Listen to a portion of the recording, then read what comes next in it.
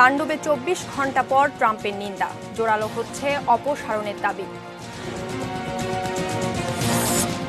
ভ্যাকসিনের জন্য আলাপ চলছে চীন সহ কয়েকটি দেশের সঙ্গে। প্রতি বছর শহরে বায়ু দূষণে ক্ষতি ৫৪,০০০ কোটি টাকা। নোয়াখালী আওয়ামী লীগের দ্বন্দ্বে বিব্রত কেন্দ্রীয় নেতৃত্ব।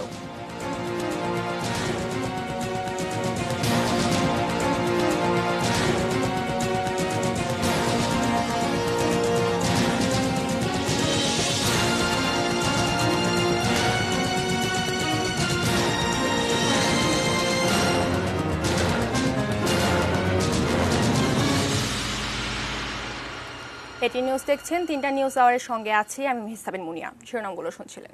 VSL, Angle, Channel, HB, VSL, Bikrampur steel limited. এবারে বিস্তারিত, শুরুতেই দেশের বাইরের খবর। অবশেষে কংগ্রেস ভবনে হামলার ঘটনার নিন্দা জানালেন মার্কিন প্রেসিডেন্ট ডোনাল্ড ট্রাম্প। এই ঘটনার প্রেক্ষিতে পদত্যাগ করেছেন ট্রাম্পের মন্ত্রিসভার ২ সদস্য। ঘটনার দায় কাঁধে নিয়ে আগামী ১৬ তারিখের মধ্যে পদত্যাগের ঘোষণা দিয়েছেন ক্যাপিটল হিলের পুলিশ প্রধান। রাজধানী ওয়াশিংটন ডিসিতে চলছে কারফিউ, সেই সঙ্গে কড়া নজরদারিতে রাখা হয়েছে বিদায়ী প্রেসিডেন্ট ডোনাল্ড ট্রাম্পকে, জানাচ্ছেন অর্পণ Maitra. I'd like to begin by addressing the heinous attack on the United States Capitol. Like all Americans, I am outraged by the violence, lawlessness, and mayhem. Congress ভবনে হামলায় উস্কানির অভিযোগে গোটা বিশ্বে যখন নিন্দার ঝড়, তখন ঘটনার প্রায় ২৪ ঘন্টা পর আবারও মুখ খুললেন ডোনাল্ড ট্রাম্প। তবে টুইটারে পোস্ট করা ওই ভিডিও বার্তায় ছিল অনেকটাই নমনীয় হয়ে ঘটনা হালকা করার চেষ্টা। সমর্থকদের এই হামলার নিন্দা জানিয়ে তিনি একে যুক্তরাষ্ট্রের ইতিহাসে একটি ঘৃণ্য ঘটনা বলে অভিহিত করলেন। To those who engaged in the acts of violence and destruction, you do not represent our country. And to those who broke the law, you will pay. উস্কানিমূলক বক্তব্যের দায়ে ১২ ঘন্টা বন্ধ রাখার পর আবারও খুলে দেওয়া হয়েছে তার টুইটার অ্যাকাউন্ট। নতুন ভিডিও বার্তায় ট্রাম্প বলেন, কংগ্রেস যেহেতু ভোটের ফলাফলকে স্বীকৃতি দিয়েছে, সেহেতু ২০ জানুয়ারি নতুন প্রশাসন ক্ষমতা নেবে। আইনি ব্যবস্থা এড়াতে একে আত্মপক্ষ সমর্থনের চেষ্টা হিসেবে দেখছেন তারই দলের নীতি নির্ধারকরা। A new administration will be inaugurated on January 20th. My focus now turns to ensuring a smooth, orderly, and seamless transition of power. এ ঘটনার জেরে বৃহস্পতিবার সন্ধ্যায় পদত্যাগ করেছেন ট্রাম্পের মন্ত্রিসভার শিক্ষামন্ত্রী বেটসি ডেভোস। পদত্যাগপত্রে ট্রাম্পের বিরুদ্ধে সহিংসতায় উস্কানি দেওয়ার অভিযোগ আনেন দীর্ঘদিন ধরে শিক্ষা মন্ত্রণালয়ের দায়িত্ব থাকা ডেভোস। এর আগে ঘটনার পরপরই পদত্যাগ করেন দেশটির পরিবহন মন্ত্রী এলিয়েন চাও। যুক্তরাষ্ট্রের রাজধানী ওয়াশিংটন ডিসিতে জারি রয়েছে কারফিউ।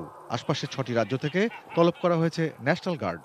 প্রতি ৭ ফুট পর পর ন্যাশনাল গার্ডের সদস্যরা ক্যাপিটল হিলের স্থাপনা ঘিরে রেখেছেন। আগামী কয়েকদিন আর কোনো অঘটন যাতে না ঘটতে পারে সেজন্য দেশটিতে নেওয়া হয়েছে ব্যাপক প্রস্তুতি। ৬ জানুয়ারি সহিংসতার জন্য তদন্ত শুরু হয়েছে। এ তদন্তে উস্কানিদাতা হিসেবে ডোনাল্ড ট্রাম্পকেও বিবেচনা করা হচ্ছে বলে জানানো হয়েছে।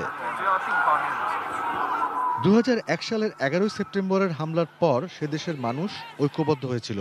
২০২১ সালের ৬ জানুয়ারি ক্যাপিটল হিলে হামলার পর আমেরিকা নতুন চেতনায় আবারও ঐক্যবদ্ধ হওয়ার সুযোগ পেয়েছে। তবে আইনি বিশ্লেষকরা বলছেন, নতুন কোনো অঘটন ঘটাতে আর সুযোগ পাবেন না ট্রাম্প।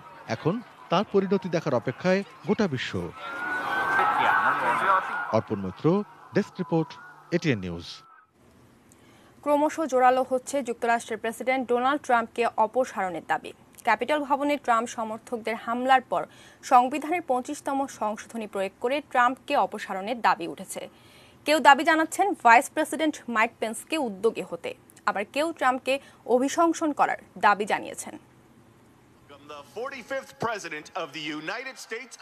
ক্যাপিটল ভবনে হামলার ঘটনার পর সময় শেষের আগেই মার্কিন সংবিধানের ২৫তম সংশোধনী প্রয়োগ করে ট্রাম্পকে অপসারণের দাবি উঠেছে। এই সংশোধনী অনুযায়ী কোনো প্রেসিডেন্ট শারীরিক বা মানসিক অসুস্থতার কারণে দায়িত্ব পালনে অক্ষম হলে মেয়াদ শেষের আগেই তাকে সরিয়ে দেওয়া যায়। সেক্ষেত্রে ভারপ্রাপ্ত প্রেসিডেন্ট হিসেবে সাময়িক বা স্থায়ীভাবে দায়িত্ব পালন করেন ভাইস প্রেসিডেন্ট।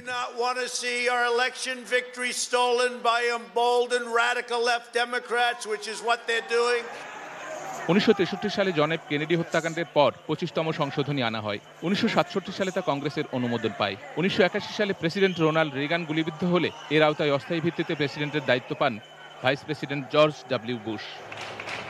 কংগ্রেসের উচ্চকক্ষ সিনেটের সংখ্যালঘিষ্ঠদের নেতা ডেমোক্রেটিক সিনেটর চাক শুমার বলেন, ক্যাপিটাল ভবনে যা ঘটেছে তা প্রেসিডেন্ট ট্রাম্পের উস্কানিতে রাষ্ট্রের বিরুদ্ধে বিদ্রোহ। এই প্রেসিডেন্টের আর একদিনও ক্ষমতায় থাকা উচিত না। ভাইস প্রেসিডেন্ট মাইক পেন্সের প্রতি সংবিধানের 25তম সংশোধনী কার্যকর করার আহ্বান জানিয়েছেন নিউ ইয়র্কের এই সিনেটর। ট্রাম্পকে বিপজ্জনক ব্যক্তি আখ্যা দিয়ে একই দাবি তুলেছেন প্রতিনিধি পরিষদের স্পিকার ন্যান্সি পেলোসি। তিনি বলেন, মাইক পেন্স ও মন্ত্রিসভা উদ্যোগ না নিলে কংগ্রেসের উচিত ট্রাম্পকে অপসারণে অভিশংসনের উদ্যোগ নেওয়া। এছাড়া অভিশংসনের প্রস্তাব আনতে প্রস্তুত বলে ঘোষণা দিয়েছেন একদল আইন প্রণেতা।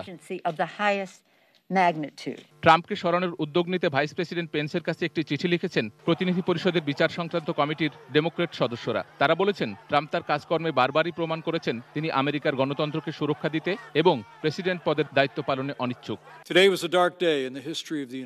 ট্রাম্পের নিজ প্রশাসনেও 25তম সংশোধনীর প্রয়োগ নিয়ে আলোচনা চলছে।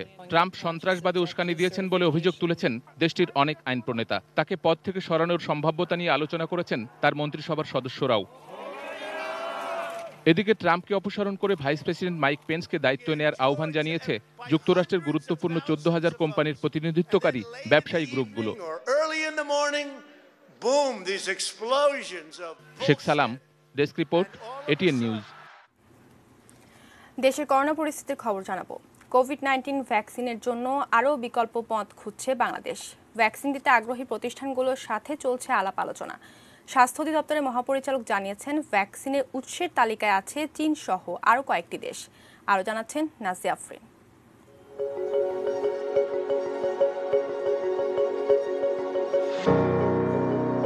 গত প্রায় 1 বছর পৃথিবী কাঁপিয়ে চলেছে করোনা নামের অদৃশ্য এক শত্রু।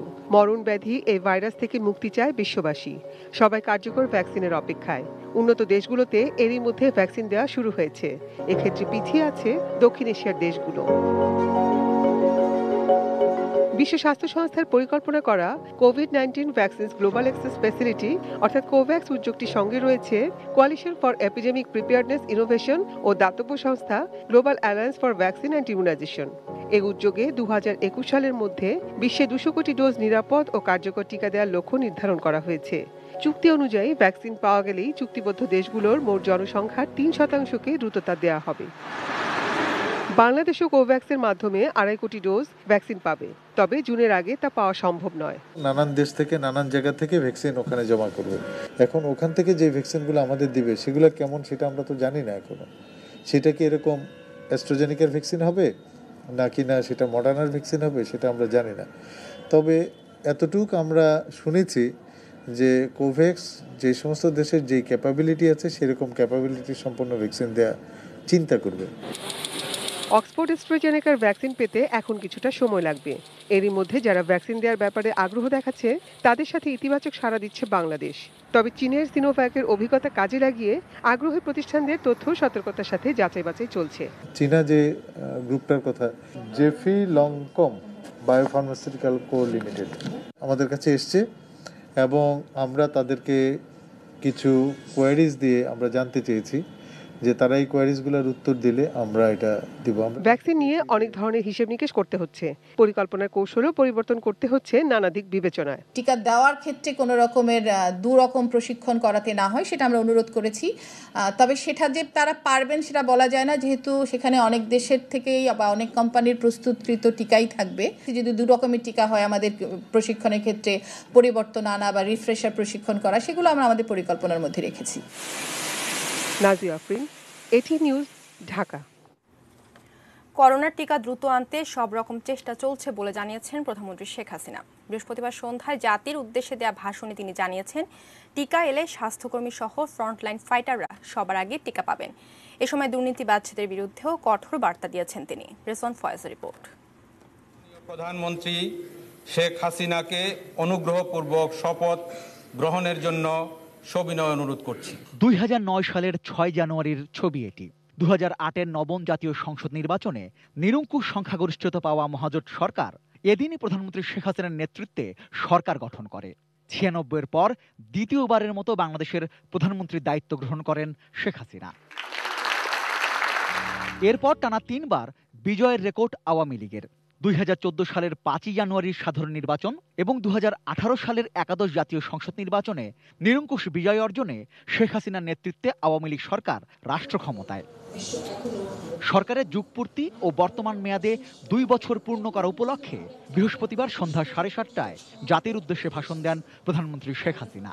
জনগণের সরকার হিসেবে মানুষের জীবন মান উন্নয়ন করা আমাদের দায়িত্ব এবং কর্তব্য বলেই মনে করি। গত এক যুগে আমরা জনগণের জন্য কি করেছি তা মূল্যায়নের ভার আপনাদের। গত 12 বছরে তার সরকারের নেয়া বিভিন্ন উন্নয়ন কর্মকাণ্ডের বিস্তারিত ছিল প্রধানমন্ত্রীর ভাষণে। বললেন, এ সময় বাংলাদেশের বিস্ময়কর উত্থান হয়েছে। 2009 সালে রাষ্ট্র পরিচালনার দায়িত্ব গ্রহণের পর আওয়ামী লীগ সরকারের গত 12 বছরের শাসনামলে বাংলাদেশ বিশ্বের বুকে একটি আত্মমর্যাদাশীল দেশ হিসেবে প্রতিষ্ঠা পেয়েছে। আর্থসামাজিক এবং অবকাঠামো খাতে বাংলাদেশের বিস্ময়কর উন্নয়ন সাধিত হয়েছে। খুব স্বাভাবিকভাবেই প্রধানমন্ত্রীর বক্তব্যের একটি বড় অংশ জুড়ে ছিল করোনা মহামারী পরিস্থিতি। বাংলাদেশের সবচেয়ে বেশি সময় ধরে ক্ষমতায় থাকা সরকার প্রধান বললেন, পরিস্থিতি নিয়ন্ত্রণে রাখতে সব ধরনের চেষ্টা চলছে। করোনা ভাইরাস জনিত সংকট থেকে বিশ্ব এখনো মুক্ত হয়নি। মহান আল্লাহর অশেষ রহমতে বাংলাদেশে এখনো সংক্রমণ ও মৃত্যু হার অনেক কম। আমরা সর্বোচ্চ চেষ্টা করে যাচ্ছি এই মহামারী নিয়ন্ত্রণে রাখার।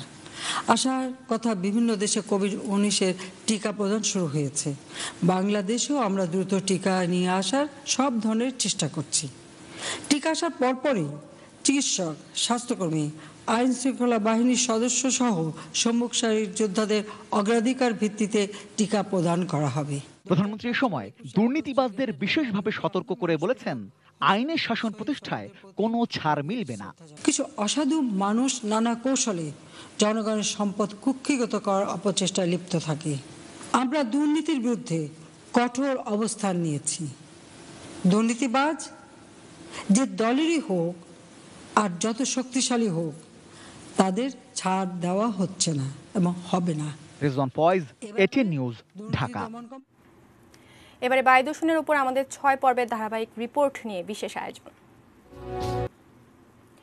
বায়ু দূষণে বাংলাদেশ এখন বিশ্বের শীর্ষে, আর রাজধানী ঢাকা আছে দ্বিতীয় স্থানে। দূষণ রোধে আইন, পরিকল্পনার নানা উদ্যোগ কি তাহলে কোনো কাজেই আসছে না?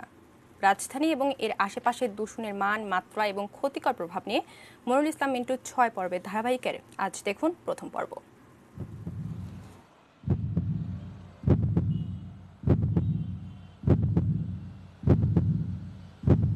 ঢাকার বাতাস এখন বিশ্বের চেয়ে কম ক্ষতিকারক নয়।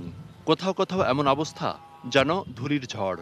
এয়ার কোয়ালিটি ইন্ডেক্সে তা হরহামেশাই 200 পেরিয়ে যাচ্ছে, যদিও 100-র বেশি হওয়া মানেই মানবদেহের জন্য ক্ষতিকারক। বায়ু দূষণের প্রধান কারণগুলোর একটি ইটভাটা। রাজধানীর আশেপাশে প্রায় 1200 ইটভাটা প্রতিনিয়ত দূষণ ছড়াচ্ছে। ইদানিং এই দূষণের মাত্রা কিছুটা কমলেও এখনো শীর্ষে বা দ্বিতীয় স্থানে। বিভিন্ন উন্নয়ন প্রকল্পের কারণে সাম্প্রতিক বছরগুলোতে ঢাকা মহানগরে খোঁড়াখুড়ি আর অবকাঠামো নির্মাণ বেড়েছে। প্রায় 2-2.5 বছর হবে যে ধুলাবালি চলছে, কোনো পদক্ষেপ নেই। বেশি হয়ে গেলে মোবিলের বয়স, তখন কালো ধোঁয়াটা বাইরে। সমন্বয় করে একটা ম্যানেজমেন্ট করা দরকার ছিল, সেটা তো ছিল ঢাকা শহরে নাই। গবেষণা বলছে, শুষ্ক মৌসুমে বায়ু দূষণের জন্য ইটভাটা ও শিল্প কারখানার দায় প্রায় 29 ভাগ। এছাড়া সমন্বয়হীন খোঁড়াখুড়ি ও নির্মাণ কাজ 30 ভাগ দূষণ ছড়াচ্ছে। প্রায় 70টা স্থানের পরিমাপ করে আমরা লক্ষ্য করেছি যে এইখানে আমাদের পরিবেশ অধিদপ্তর কর্তৃক যে নির্ধারিত মানমাত্রা রয়েছে, ধূলিকণা বা বস্তুকণা 2.5 মাইক্রনের, সেই যে 65 মাইক্রোগ্রামের স্ট্যান্ডার্ড আছে, তার প্রায় 2 থেকে 2.5 গুণ আমরা কমনলি সব জায়গায় দেখতে পাচ্ছি। এমন অবস্থায় বাতাসে ব্ল্যাক কার্বন, সীসা, সালফার, নাইট্রেট ও ক্রোমিয়াম সহ ক্ষতিকারক উপাদান বাড়ছে। এসবের কোনো কোনোটির মাত্রা স্বাভাবিকের চেয়ে 2 থেকে 200 গুণ পর্যন্ত বেশি। এছাড়া আঞ্চলিক দূষণেরও শিকার হতে হচ্ছে বাংলাদেশকে। শীতকালে উত্তরে বাতাস ভারত ও নেপালের দূষিত বায়ু বাংলাদেশে বয়ে নিয়ে আসছে। দূষণের বিষয়টি দেখভাল করার দায়িত্ব পরিবেশ অধিদপ্তর এবং সিটি কর্পোরেশনের, কিন্তু কি করছে তারা? একটা মেজর চ্যালেঞ্জ হলো আমাদের কনস্ট্রাকশন। ব্যক্তি পর্যায়ে আমরা বিল্ডিং বানাচ্ছি, ওখান থেকে ডাস্ট পলিউশন হচ্ছে। আমাদের বিভিন্ন প্রকল্পগুলো চলছে, আমাদের বড় বড় প্রকল্প, উন্নয়ন প্রকল্পগুলো চলছে, রাস্তা খোঁড়াখুড়ি চলছে, তো সেগুলিকেও আমরা অ্যাড্রেস করেছি।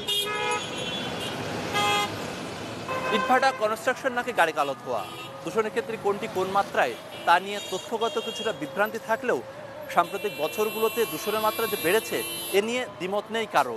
বিশ্বব্যাংকের 2018 সালের গবেষণা বলছে শহর অঞ্চলে দূষণের যে ক্ষতি তা প্রায় 6.5 বিলিয়ন বা 54,000 কোটি টাকা, যা দিয়ে প্রতি বছর অন্তত 2টো পদ্মা সেতু নির্মাণ করা সম্ভব। মনির ইসলাম মিন্টু, এটিএন নিউজ, ঢাকা। আগামীকাল দ্বিতীয় পর্বে থাকছে বায়ু দূষণের ক্ষতিকর প্রভাব এবং এ থেকে প্রতিকার নিয়ে প্রতিবেদন। যাচ্ছি অন্যান্য সংবাদে। রাজধানীর কলাবাগানে স্কুল পড়ুয়া কিশোরীর মৃত্যুর মূল কারণ জানতে পুলিশ এখন অপেক্ষা করছে তার সুরতহাল ও রাসায়নিক পরীক্ষার রিপোর্টের উপর। মাস্টারমাইন্ড স্কুলের ও লেভেলের ওই ছাত্রীর ছেলে বন্ধু ও আসামি দিহানকে 10 দিনের রিমান্ডে নিতে আদালতে পাঠিয়েছে পুলিশ। ওই ছাত্রীর বাবার অভিযোগের ভিত্তিতে নারী ও শিশু নির্যাতন দমন আইনে মামলা করা হয়। মামলায় ধর্ষণের পর হত্যা করার অভিযোগ আনা হয়েছে। তবে জিজ্ঞাসাবাদের জন্য থানায় নেওয়া অপর 3 কিশোরকে এখনও আসামি করা হয়নি। বৃহস্পতিবার দুপুরে বন্ধুর বাসায় ওই স্কুল ছাত্রী অসুস্থ হয়ে পড়ার পর আনোয়ার খান মডার্ন হাসপাতালে নেওয়া হলে চিকিৎসক তাকে মৃত ঘোষণা করেন। পুলিশের প্রাথমিক ধারণা ওই বাসায় ছাত্রীটিকে ধর্ষণের পর হত্যা করা হয়েছে।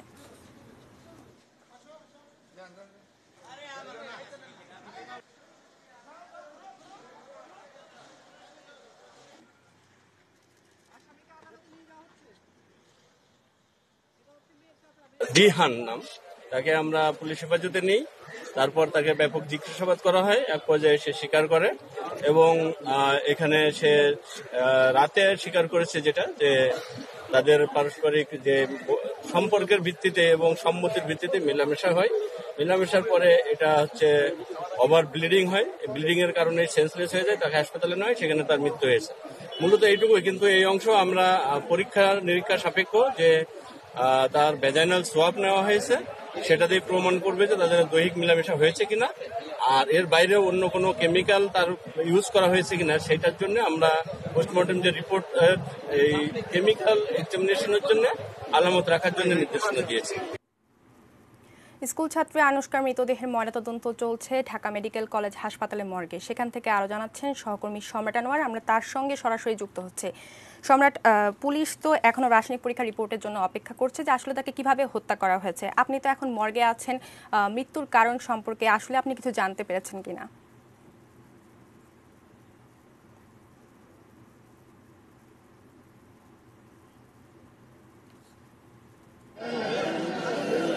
মিডিয়ামের এক শিক্ষার্থীকে অভিযোগ করা হয়েছে যে ধর্ষণের পর হত্যা করা হয়েছে। সেই ঘটনায় আমরা মর্গে এখন আছি, ঢাকা মেডিকেলের মর্গে। সেখানে তার যে পোস্টমর্টেম সেটি কার্যক্রম চলছে। কিন্তু একটি বিষয় জানিয়ে রাখি যে এখানে হয়েছে আগেই, কিন্তু তার প্রক্রিয়াটা আসলে শুরু হতে দেরি হয়েছে। এক্ষেত্রে বলা হয়েছে একটি কথা যে জটিলতা দিয়েছে এখানে।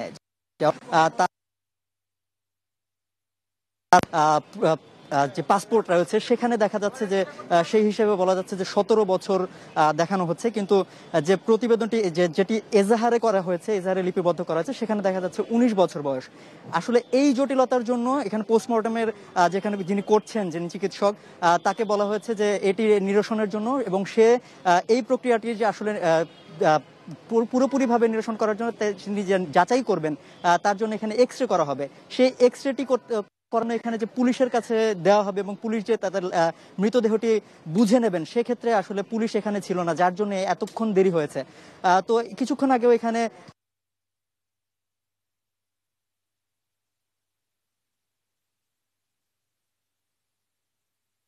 জটিলতাটা এটিকে ভিন্ন খাতে আসলে পরিচালনা করার জন্য চেষ্টা করা হচ্ছে কিনা সেই দাবিটিও তিনি বারবার বলছেন এখানে।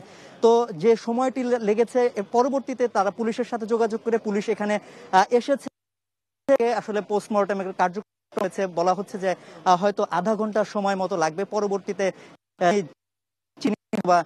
আমার কথা বলবেন এখানে যারা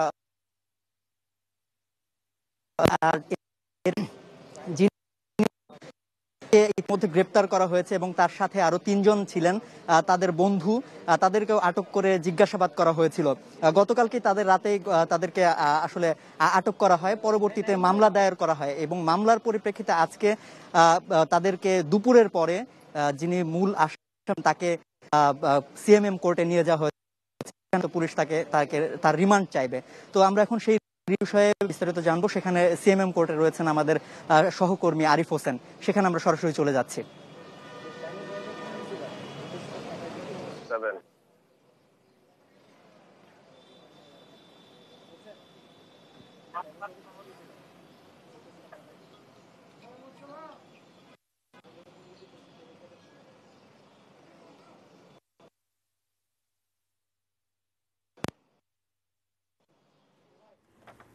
দর্শক, সহকর্মী সম্রাট আনোয়ার আমাদের যেমনটি জানাচ্ছিলেন যে আনুশকার ছেলে বন্ধু আসামি দিহানকে আদালতে নিয়েছে পুলিশ। আমরা এই বিষয়ে বিস্তারিত জানতে আমরা সহকর্মী আরিফ হোসেনের সঙ্গে যুক্ত হওয়ার চেষ্টা করব।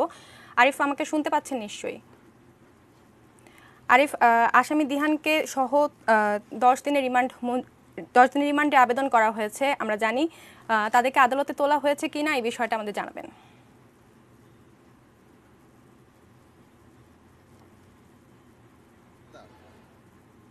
আরিফ,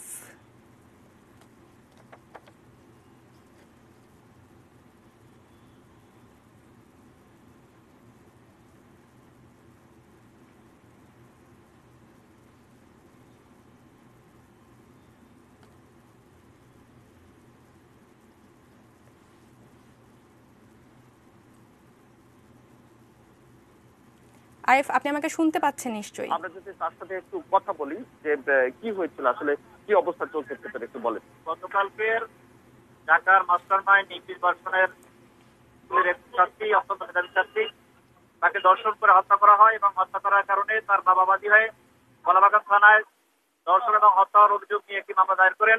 সেই মামলায় একমাত্র আসামি আরবিন ইফতেখার দিহানকে পুলিশ অত্যন্ত দ্রুততম সময়ের মধ্যে গ্রেপ্তার করে এবং গ্রেপ্তার করার পর সে আসামি তার স্বেচ্ছায় দোষ স্বীকার করে বিজ্ঞ আদালতে স্বীকারোক্তিমূলক জবানবন্দি দিতে সম্মত হয়। তদন্তকারী কর্মকর্তা তার স্বীকারোক্তিমূলক জবানবন্দি প্রদানের জন্য বিজ্ঞ আদালতের কাছে আবেদন করেন এবং সেই আবেদনের প্রেক্ষিতে আজকের বিজ্ঞ সিএমএম আদালতের কোর্ট নম্বর 35-এর বিচারক জনাব মামুনুর রশিদ সাহেবের আদালতে ইতিমধ্যে স্বীকারোক্তিমূলক জবানবন্দি প্রদান শুরু হয়ে গেছে। আমরা আশা করি এই স্বীকারোক্তিমূলক জবানবন্দি প্রদানের মাধ্যমে এই মামলাটার তদন্তে অত্যন্ত অগ্রগতি আসবে এবং দ্রুততম সময়ের মধ্যে এই মামলা তদন্ত সম্পন্ন হবে এবং আমরা আরো আশা করতে পারি যে এই মামলাটি দ্রুততম সময়ের মধ্যে চার্জশিট দাখিল হলে একটি দৃষ্টান্তমূলক শাস্তির এখানে বিধান আছে এবং সেই শাস্তি মৃত্যুদণ্ড পর্যন্ত হতে পারে। আমরা আশা করছি এই ধরনের। ধন্যবাদ আরিফ আপনাকে। ধন্যবাদ সম্রাট আপনাকে। দর্শক, আমরা আমাদের সহকর্মীদের মাধ্যমে আপনাদের জানানোর চেষ্টা করছিলাম যে আনুশকার রিপোর্টের সর্বশেষ তথ্যটি এবং আসামিদের যে আদালতে তোলা হবে তাদের রিমান্ডের আবেদন করা হয়েছে এই বিষয়ে জানানোর চেষ্টা করছিলাম। সময় হলো 22টি বিরতি নেওয়ার, বিরতির পর যা থাকছে। হবিগঞ্জে জাপান হাসপাতালে নবজাতক পাল্টে দেওয়ার অভিযোগ। পেঁয়াজ আমদানিতে 5% শুল্ক আরোপ।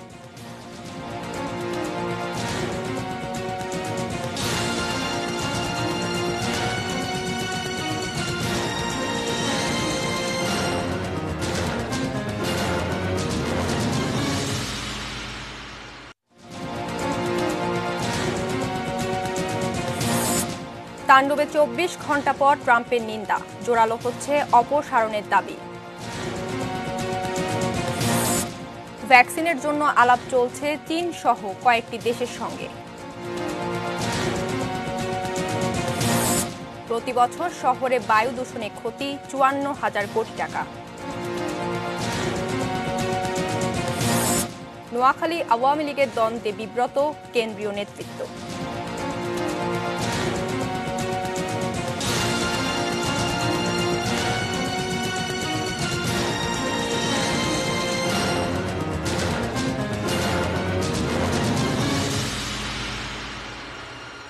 আবার আমন্ত্রণ জানাচ্ছি 3টা নিউজ আওয়ারে। ধন্যবাদ সঙ্গে থাকার জন্য। জানাবো অন্যান্য খবর। সারা দেশেই দলের ঘর গোছানোর দায়িত্ব যার, সেই সাধারণ সম্পাদকের নিজের জেলা নোয়াখালী আওয়ামী লীগের দ্বন্দ্ব চরমে। বিষয়টি নতুনও নয়, তবে নতুন করে সামনে এনেছেন খোদ ওবায়দুল কাদেরের ছোট ভাই মির্জা কাদের। এ নিয়ে বিব্রত কেন্দ্রীয় নেতারাও। নোয়াখালী জেলা আওয়ামী লীগের বিভক্তি পুরনো। সর্বশেষ জেলা সম্মেলনকে কেন্দ্র করে রক্তক্ষয়ী সংঘর্ষ হয় 2019-এর 20 নভেম্বর। সেই সংঘর্ষে জড়িয়েছিলেন বর্তমান সাধারণ সম্পাদক একরামুল করিম চৌধুরী এবং নোয়াখালী সদর পৌরসভার মেয়র শহীদুল্লাহ খান সোহেলের সমর্থকরা। প্রকাশ্য দিবালোকে পুড়িয়ে মানুষ হত্যা করে তারা হচ্ছে নেতা।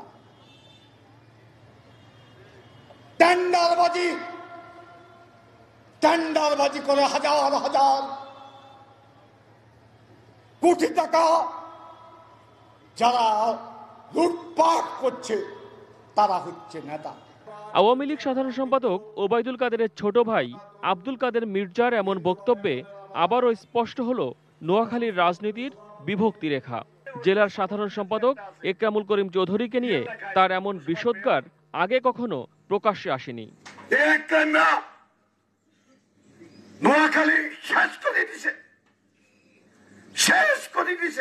নোয়াখালীর রাজনীতিতে ওবায়দুল কাদেরই সবার উপরে, কিন্তু রাজনীতির মাঠ পুরোটা দখলে জেলার সাধারণ সম্পাদক একরামুল করিম চৌধুরী এবং তার ছেলে শাবাব চৌধুরীর। নোয়াখালী এখন কার কন্ট্রোলে? একরাম সদ্দির হোলা হাতে নিয়ন্ত্রণ করে কিয়া সদ্দিবা আরছে আল্লাহ অস্ত্র হারাইছে এই হোলা অস্ত্র হারাইছে আনবেল অস্ত্রকে ডরাই। একরামুল করিম চৌধুরী ছাড়াও ওবায়দুল কাদেরের স্ত্রী ইশরাতুন নেসার সঙ্গে বিরোধ চলছে মির্জা কাদেরের। মন্ত্রী ওয়ার্ড চেয়ারম্যান ইলেকশন থেকে আমার বিরোধিতা করে, অকথ্য ভাষা আমার বিরুদ্ধে কথা বলে, তার খবরটা রাখিয়েন সে কি করে। দলের নেতারা সাধারণ সম্পাদকের ভাইয়ের এমন বক্তব্যে বিব্রত। এই বিষয়টি সম্পর্কে আমি কোনো স্পষ্ট কথা বলতে চাচ্ছি না। এই বিষয়টিকে আমি মনে করছি কাদের ভাই ছোট ভাই ব্যক্তিগত ঘটনা, ব্যক্তিগত বক্তব্য। এটার সাথে আমি রাজনীতির কোনো সম্পর্ক খুঁজে পাই না, পার্টি ক্রাইসিসের কোনো সম্পর্ক খুঁজে পাই না।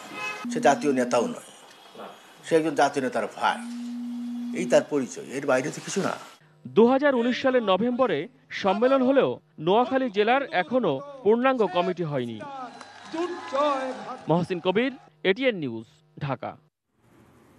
পাকিস্তানি হানাদারদের বিরুদ্ধে তৎকালীন জয়দেবপুরে জনগণের সশস্ত্র প্রতিরোধের দিন 19শে মার্চকে বাংলাদেশের স্বাধীনতার ইতিহাসে একটি turning point.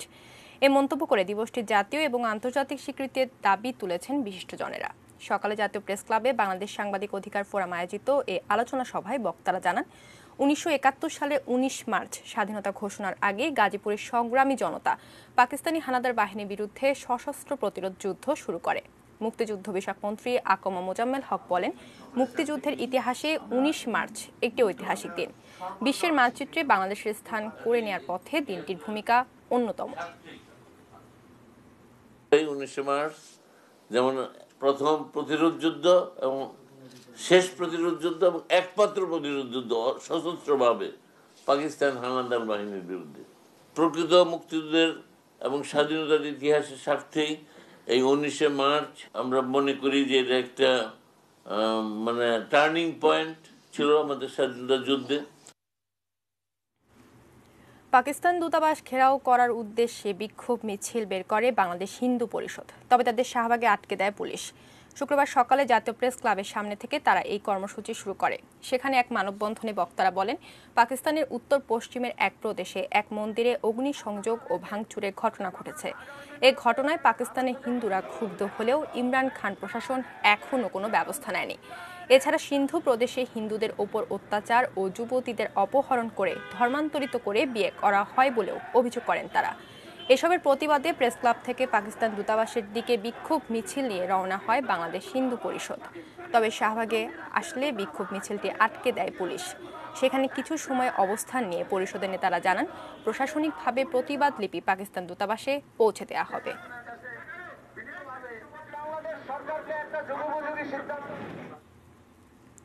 হবিগঞ্জে the Japan diagnostic centre and হাসপাতালে শিশু পাল্টে দেয়া ও কর্তৃপক্ষের গাফিলতিতে নবজাতকের মৃত্যুর অভিযোগ উঠেছে। ভুক্তভোগীর পরিবারের অভিযোগ, বৃহস্পতিবার রাতে সুমি আক্তার নামে এক গৃহবধূ অস্ত্রোপচারের মাধ্যমে সন্তানের জন্ম দেন। হাসপাতাল কর্তৃপক্ষ প্রথমে তাদের একটি ছেলে সন্তান এনে দেয়। এর কিছু সময় পরেই ভুল হয়েছে বলে এনে দেয় একটি মেয়ে, আর ছেলে নবজাতকটিকে নিয়ে যায়। শেষ রাতে মেয়ে শিশুটি অসুস্থ হয়ে পড়লে হাসপাতালে কোনো চিকিৎসক বা নার্সকে খুঁজে পাওয়া যায়নি। প্রায় 2 ঘন্টা পর হাসপাতালের প্রধান ফটক খুললেও শিশুটি ততক্ষণে মারা যায়। নবজাতক পাল্টে দেওয়ার বিষয়টি স্বীকার করলেও শিশু মৃত্যুতে গাফিলতির কথা অস্বীকার করেছে কর্তৃপক্ষ। একটা ডাক্তার নাই, একটা নার্স পর্যন্ত নাই, তারা দেখতে মানে তারা পাইছে একটা বুয়াতি, সে বলে সকাল 7টার আগে গেট খুলে দিবে না। আমরা বলছি আমরা সদরে নিয়ে যাই, তারা গেট খুলে দিচ্ছে না। তারা গেট খুলে দেওয়া না কারণে আমরা সদর হাসপাতাল নিতে পারছি না, আমার বাচ্চাটা মারা গেছে। আরেকজনের ছেলে বাচ্চা দিয়ে দিতাম, এরা সুন্দর করে বুঝাই দেওয়া হয়েছে, এরা বুঝছে। এখন দেখা গেছে হাত মুহূর্তের মালিক করা হয় আমরা। সোশ্যাল ইসলামী ব্যাংক লিমিটেড বাণিজ্য সংবাদ। পেঁয়াজ আমদানিতে 5% আমদানি শুল্ক আরোপ করল সরকার। চাল আমদানিতে শুল্ক কমিয়ে করা হলো 10%।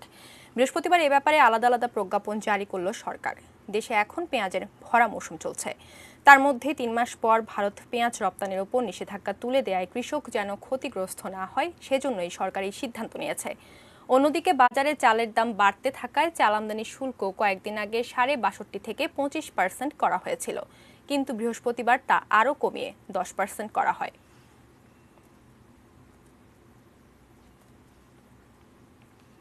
মেটাল প্রেজেন্স কৃষি সংবাদ, সুজলা সুফলা।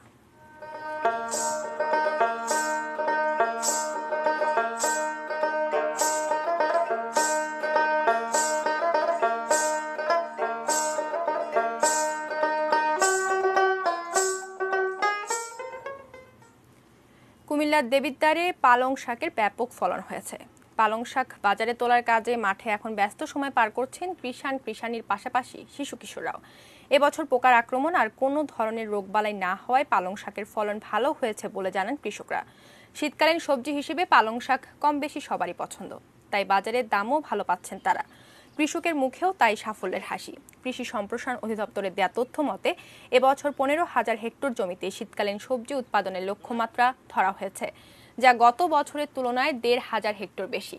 এদিকে অনেক কৃষক ক্ষোভ জানিয়ে বলেন তারা কৃষি সম্প্রসারণ অধিদপ্তরের কোনো ধরনের সহযোগিতাই পান না।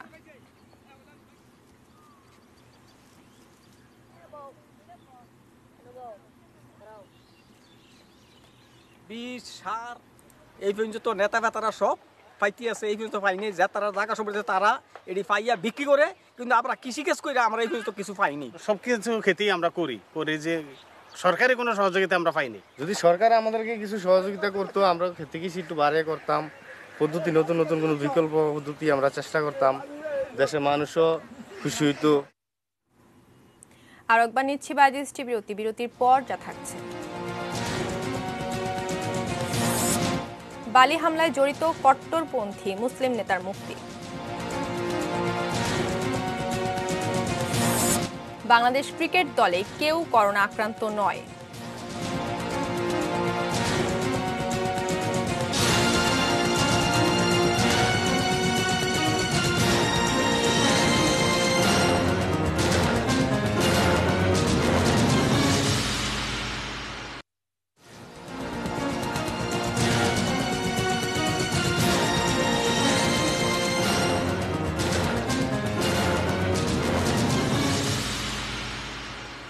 আর একবার আমন্ত্রণ জানাচ্ছি 3টা নিউজ আওয়ারে। ধন্যবাদ সঙ্গে থাকার জন্য। জানাবো দেশের বাইরের খবর।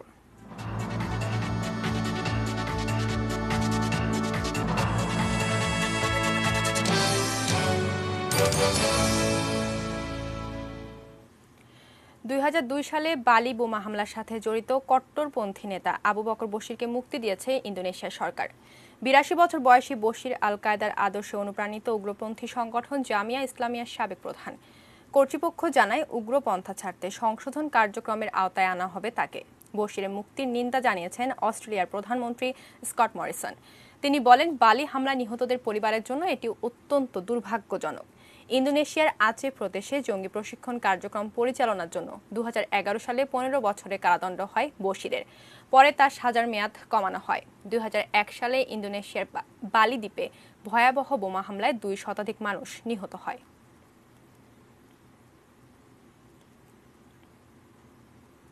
খেলার খবর।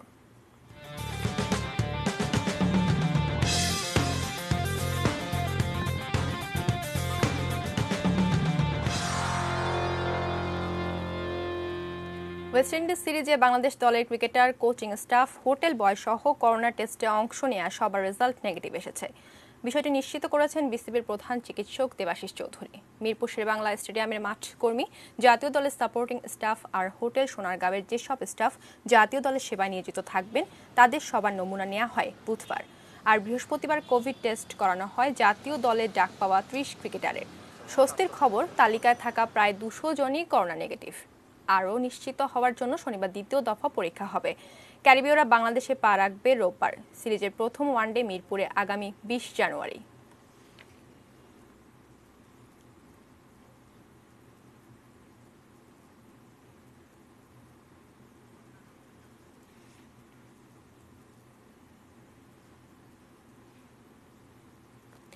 এই ছিল 3টা নিউজ আওয়ার। সঙ্গে থাকুন, দেখতে থাকুন এটিএন নিউজ। এটিএন নিউজের ব্রেকিং নিউজ মোবাইলে পেতে টাইপ করুন START স্পেস এন এবং পাঠিয়ে দিন 595 এই নম্বরে। ধন্যবাদ সবাইকে।